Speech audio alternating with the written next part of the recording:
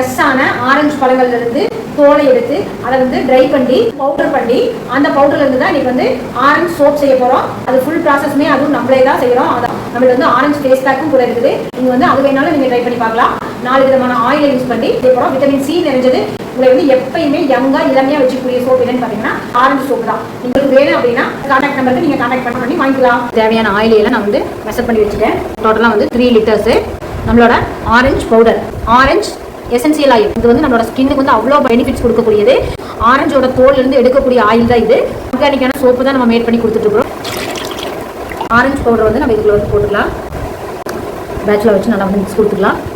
Filter பண்ணி ஊற்றிடலாம். Wash பண்ணி வச்சுட்டு ஐபிஏ போட்டு வச்சுக்கணும். இப்போ நம்மளோட சோப்பை வந்து இந்த மூணில் வந்து ஊற்றிடலாம். 24 ஹவர்ஸ் கழிச்சு நம்ம வந்து அன்மோல் பண்ணி பார்க்கலாம். சோப்பு வந்து சூப்பராக வந்திருக்கு.